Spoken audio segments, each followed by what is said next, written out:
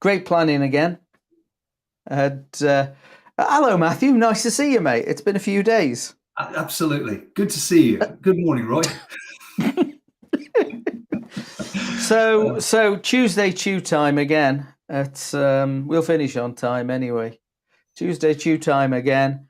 And let me see. I've got a caption written here that says, our subject for discussion today is answer every question with a question. That's going to cause some consternation, isn't it? I wouldn't know. I mean, when you say consternation, you must be saying that for a reason. Why would you think that? I see what you did there. I answered the question, didn't I? This is either Sandler Rule number 12 or it's like a pocket guide on how to be a politician. I'm not sure what. Yeah, they do that, doesn't it? And isn't it irritating because they do it so badly? Yes, they do it very badly. They do indeed. But let's be serious for a moment. I mean, why is this a Sandler rule? Sandler rules are there for a reason. They are things which are a useful maxim for your life as a salesperson in every aspect of your business development journey. So why is there a rule that says answer every question with a question? I think that the thing is in it, like both in a buyer-seller relationship or even in a manager managee or relationship, we all get messed up by our childhood messages. True. And how to be a pocket kisser. So here we go. I'll just show this. So how to answer a question with a question, or a pocket guide on how to be a 4-year-old. I love that. So yes, and when we're young and we go in school, I mean, I talk about one of my favorite teachers, a guy called Eddie Baxter, and Eddie Baxter was really old school. And so, I went into school in the 60s and the 70s. And Eddie Baxter was a Spitfire pilot in World War II. And he was a mathematics teacher. And, you can imagine the situation that if he'd have said, Johnson, what's the formula to solve a quadratic equation?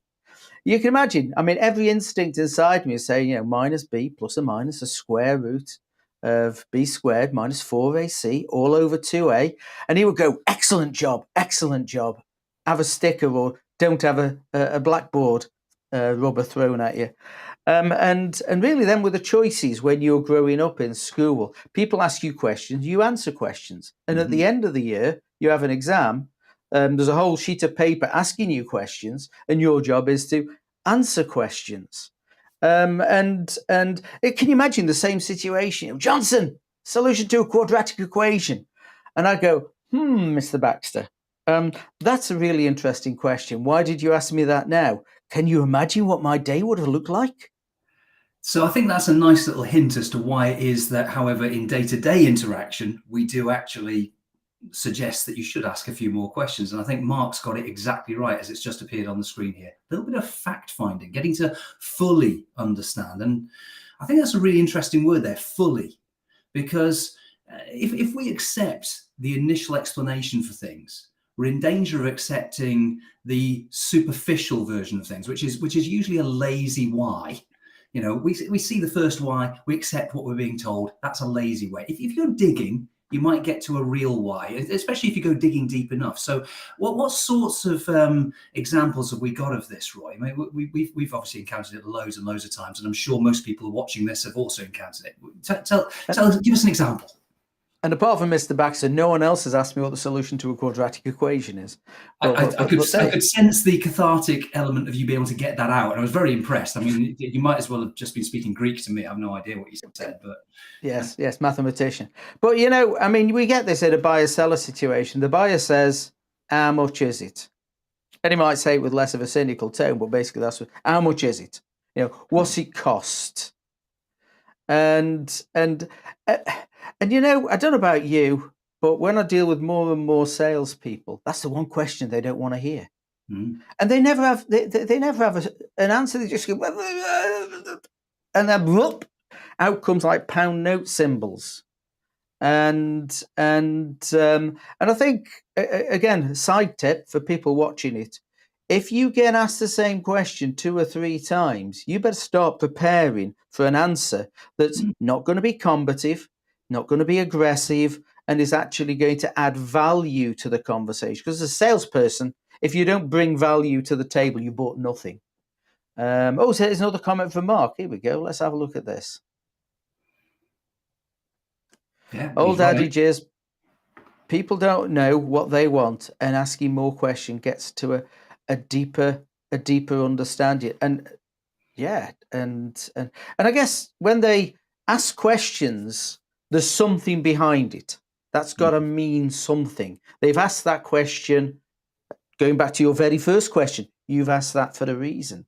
What is it? And you need to know what's motivated them to do that. And unless you dig, you might find the question is related to something, without going too deep into it. I mean, a lot of these things are: is this situation, or is this opinion, is it causal or is it correlatory?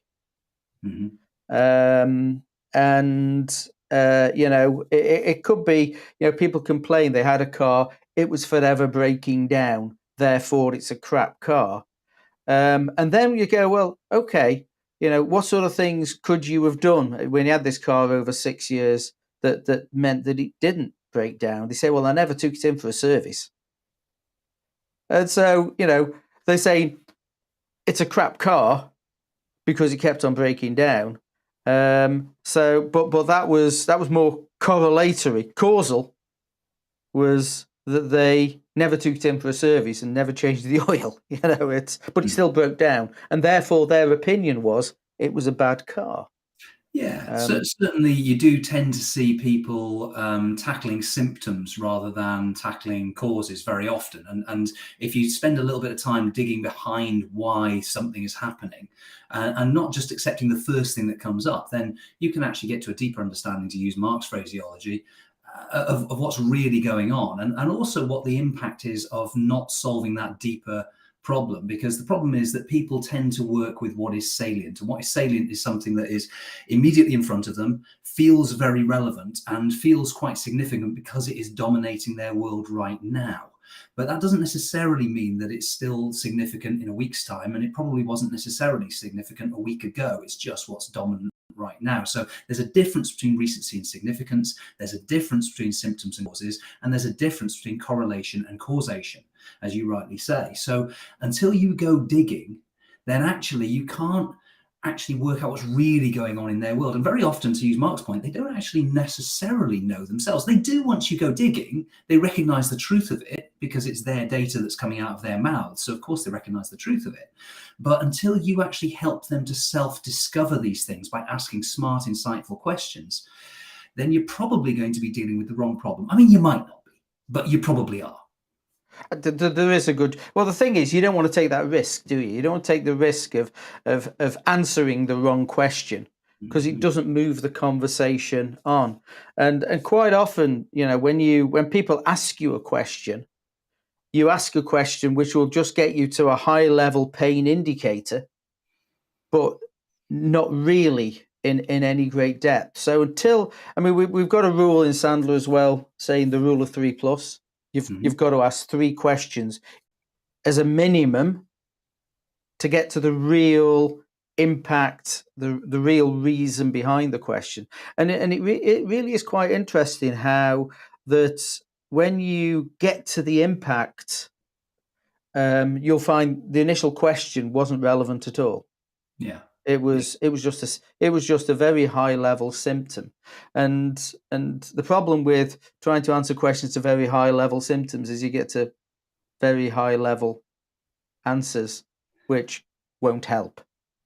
Again, you're dealing with superficial things rather than the actual real underlying cause. And if you want to become somebody's trusted advisor and to actually work with people on a partnership basis for a long period of time, it's best to be dealing with something real rather than dealing with something superficial.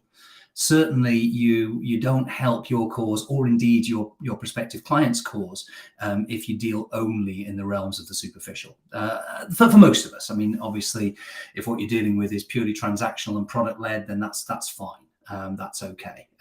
But for any of those of us that are effectively dealing with the sorts of business development or sales, which is where we are agents of change, where what we are dealing with is transformational rather than transactional, then ultimately you have to be prepared to and capable of getting into some deeper conversations with prospective clients, because otherwise you're just not dealing in reality.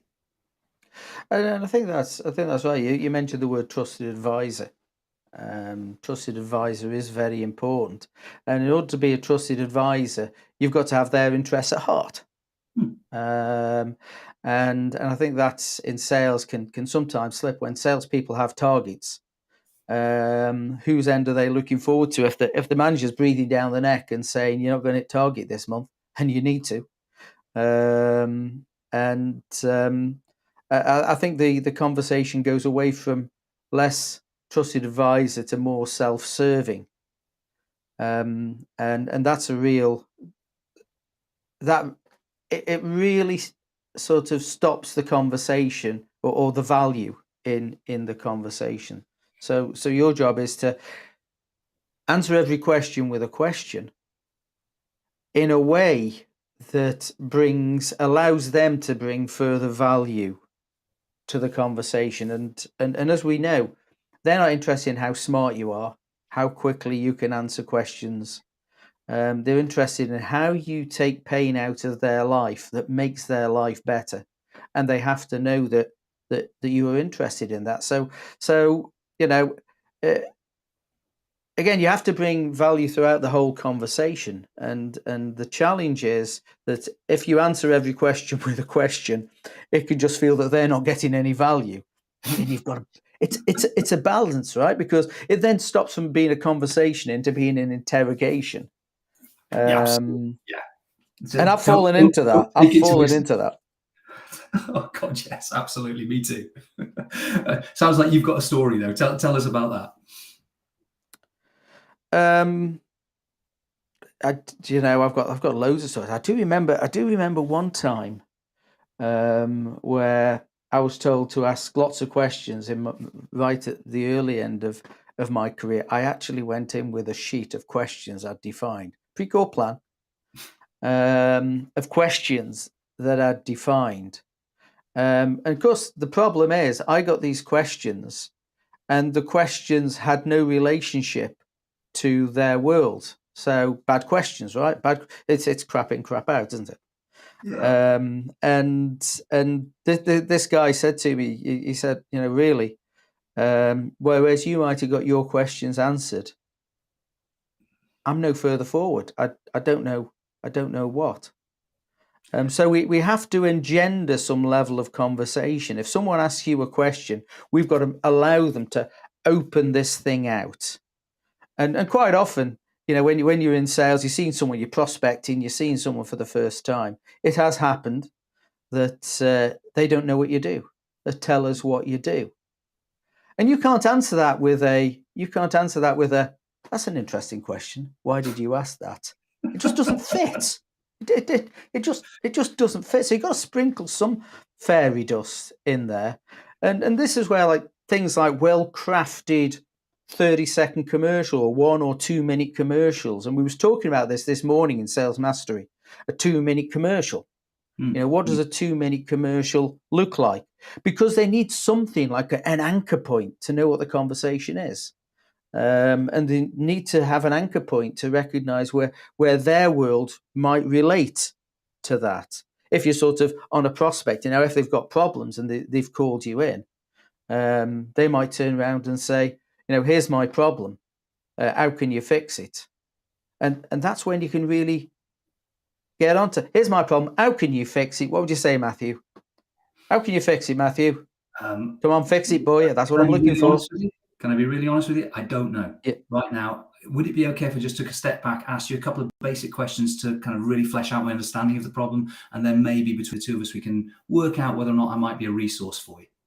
That makes perfect sense. Tell me, what sort of and you say so. Then I would never say no to that question because you're looking at my interest, aren't you? Absolutely. What can you do? I don't really know. Yeah. Would it make sense if I just ask you a couple of questions? You got to tell the truth. Ultimately at this stage, that's to the untrained ear sounds like an invitation for you to show up and throw up. Here's my features and benefits. Here's basically my catalog. Let me do my presentation. To the trained ear, what that is a cry for help that says, I think I know what my problem is. And maybe they do. Maybe they're really self-aware, but 99 times out of 100, there's something going on that they're not actually telling you about. So before you actually set yourself up to fail by reacting purely to guesswork, might be educated guesswork, but it's still guesswork, actually find out what's really happening. And I think, Roy, when you were telling your story about your list of questions, which were basically an interrogation, versus what we're talking about here, the conversational art of selling. What you've got there is a perfect example of the fact that process without emotional intelligence is a bureaucratic blunt instrument. Whereas emotional intelligence without process is simply a bit fluffy and a bit wishy-washy. You've got to have both. If you don't have both, you're really going to struggle. So show up with the intention of seeking the truth, not a sale. Be on their side of the table. Listen through their eyes. Listen through their ears, I should say. You can't listen through their eyes. That'd be weird. See through their eyes. Seek to hear and understand what they're really saying to you. The emotional truth of what they're saying to you as well, because people make decisions emotionally. They don't make them intellectually. They might justify them intellectually later, but they make their initial decision based on their emotional truths, the intuition that actually they feel on these things. So it's, I mean, there's another great Sandler rule. It's a little bit more wordy than the other one. But Can I just stop you at that one, because we'll come to this in a second. I want to sort of. My view is the rule I was going to say, but that's okay. Okay, I don't want to finish on. I don't want to finish on this one, but so you said something there, and I actually think every salesperson, everyone who's in sales, should learn this line off by heart and burn it into their soul. Seek the truth, not the sale. Seek to serve, not to sell. And just that mindset on its own, and you touched on it, and I thought, I can't, it's just so good, I can't let it go. If you have that mantra, seek the truth, not the sale. Seek to serve, not to sell. That mantra brings you into trusted advisor who cares about them and their outcome, rather than being self-serving. I've got a target to it, and you can help me with that. Sorry, I just went off on one, but this thing isn't scripted, right? Yeah, absolutely. This is entirely live, and I think we're giving a good demonstration of the fact it's entirely live. So the rule that I was going to finish off on there was finish off. Sorry, mate. That's okay. Don't worry. I literally was about 2 seconds away from the end of my sentence. Your value as a salesperson, and ultimately the amount you're going to put in the bank on a monthly basis, has more to do with the questions you ask than the questions you answer. So seek the truth, not the sale. Seek the truth, not the sale. And you just say that one again, because I think that's really powerful.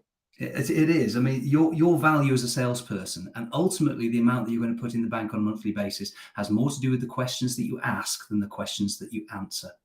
If you're asking insightful questions, what's the difference between insight and information? A lot of the questions that you were asking when you had your list, like as an amateur back in the day, they were about getting information. It was Friday.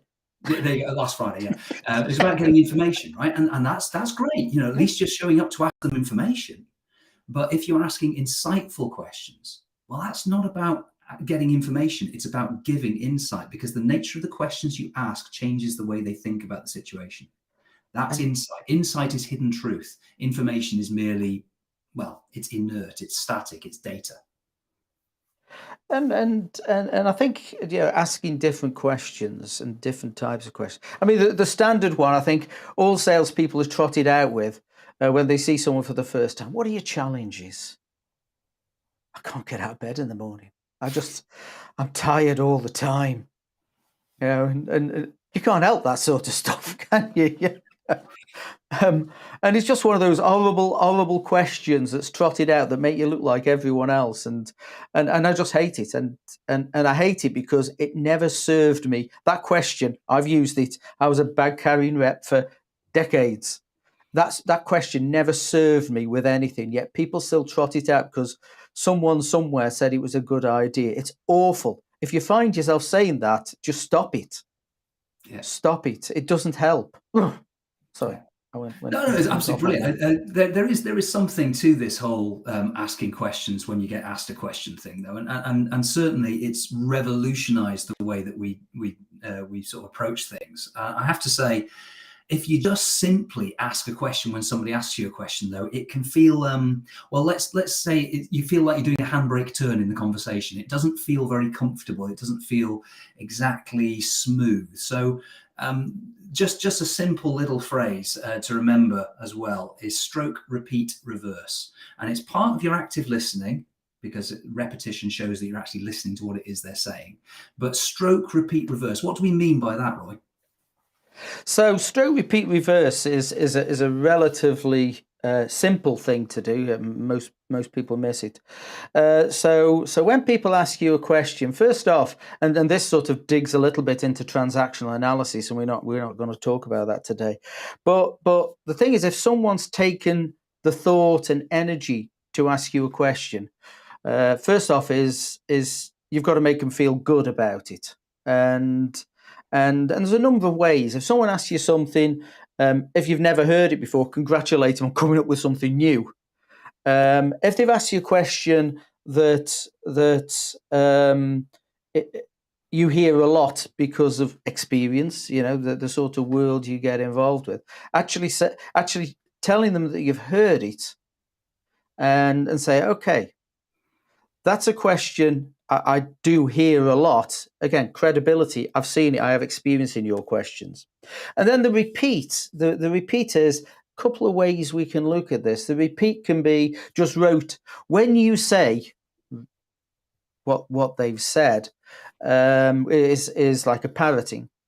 Shows that you've been listening. But as we all know, when we talk, we can repeat things. We got like a 5-minute tape. When the wife's perching in the background, you say, "What did I just say?" You can repeat it. But if she turns around and say, "What did I just mean?" You're screwed, right? But so the repeat can also be a paraphrase of what they've said, just to show that it's actually hit a brain cell between your ear and your mouth. And just talking about what they've said in a slightly different form is a repeat. And then the reverse. This sounds really important. You put some thought into that. Give me a little bit more background on that. So stroke, congratulate them, show that it's a great question one way or another. Repeat, show that it's hit one of your brain cells on the way between your ear hole and your mouth hole. And reverse. Tell me more about that, because that sounds really, really important. And then we get the conversation going. And conversational sales changes worlds. Absolutely does. Did I cover that okay, or did I miss anything? That phrase. Conversational sales changes worlds. What a great phrase. And we all have our own world. That's absolutely right. When you're doing that repetition piece, in order to be able to pick up on something that actually sounds really important to them, the repetition, when you're doing the rephrasing, is just choose maybe 3 to 5 key words from what they've said. Maybe even just 1 or 2 at times, but use their words. But pick up on the words where you felt there was emphasis. And I'm not just talking about cognitive emphasis of that sounds like that might be an important word, because that's bringing yourself to bear on this. Where did they put the emphasis in the sentence? Why did they put the emphasis there? Sounds to me like that's really important to you. Tell me more about that. And I think that's yes, that is important, and I think this is. You mentioned the phrase, and maybe our other viewer never heard it before. Active listening. I think one of the challenges that we can be is we're too busy thinking of our next question to listen to the answer, and slowing things down a little bit by being in the present, being in the here and now. Listen to every word the prospect says, because that's going to give you clues on how you can serve them best. And even if it takes a few seconds just to push it through, to take notice of it, and then and then go from there. And keeping it conversation, I think, is absolutely magical because, again, trusted advisors. And there's this credibility, reliability, intimacy that we can create by listening hard to get to the truth of their world, just to see if it's a fit. Yes. I mean, that's the trust equation, isn't it? Yeah, divided by self-interest. Because the self-orientation is, I've got a target I need to hit. Yeah. And of course, that can really trash the conversation, can't you? Danny's hello, Danny. He's been a bit slow off the mark. No, let's see what Danny's got to say. There you go. There we go. Oh, yeah, absolutely. Listening to the question, but already formulating your own answer.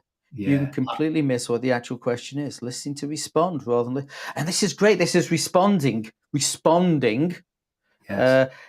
Instead of reacting. I think, listen to understand rather than listen to reply. That's the fundamental rule here. Thank you for that, Danny. Yeah, that's a great point. It really is, because we don't necessarily always listen, and we're all guilty of it. We're all guilty of having our own little narratives going on in our head, and occasionally, not necessarily kind of listening fully to what they're saying because we assume we know. And how arrogant is that? How arrogant is that? We can't help it. We're judgmental creatures. But one of my personal goals for this year, whether I manage to fully achieve it or not, it's a journey, and I have a process for helping myself on that journey, is to learn to listen in a state of flow. And I'm not going to go into what a state of flow is now. For those people who know what it is, they already know. But it's about being truly present with the person you're with. What a great gift to be able to give to somebody, even if they don't end up being with your client. At least you forged a real human connection where you actually hear and understand another human being. Not a bad place to do business from. I think that's a great place to do business from. And he's got the added advantage that you're trying to do right. And just because today's opportunity is not right for both of you, does not mean you can't make a great impact. So future opportunities, you'll be invited in again. And I think that's certainly such a difference in mindset. Yes. And I think mindset, when I work with companies, mindset is one of the biggest challenges, because they're having to sell stuff. And they've forgotten that it's not about them. No. It's not about them. And I think just showing that you care enough and listening hard to them, because people want to be heard and understood. That's a basic instinct, a basic criteria of any relationship. They want to be heard and understood. And hearing is just mechanical. If you're asleep and there's a bang outside, you're not listening for anything, but you hear it and you wake up. And really what we don't want in any sort of interaction, whether it's leadership to someone who works with them, or sales, is we want to understand what the conversation is and respond to the conversation, which is going to make such a great difference to the quality. And as we started off here, if you don't listen and you don't get to the truth, you don't bring any value to the table. Fantastic. That's gone quickly. Yeah, great place to leave it there. Thank you for that, Roy. It's a great debate. How can people get in touch with you?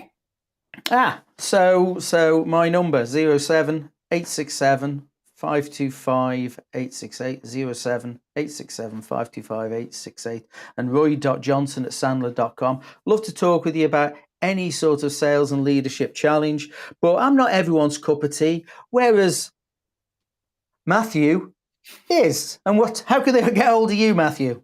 Well, if they want to get hold of me, then very simply 07715269724 and mdh@sandler.com. It's a nice, easy one to remember that. It's just my initials, mdh@sandler.com. I know when I tried to get your email sorted out and I told them the name, the IT people's heads exploded. He said we went for MDH. I mean, I don't really want their deaths on my conscience, so I think it was the right thing. No, great. Well, we've overrun a couple of minutes, but we started a couple of minutes late, so we forgive ourselves. Any questions, please don't hesitate, contact either of us. We'd love to talk to you. We like conversations, so there we go. It's goodbye from him. And it's also goodbye from him. See you next week. See ya. Ta-da. Shutting down now.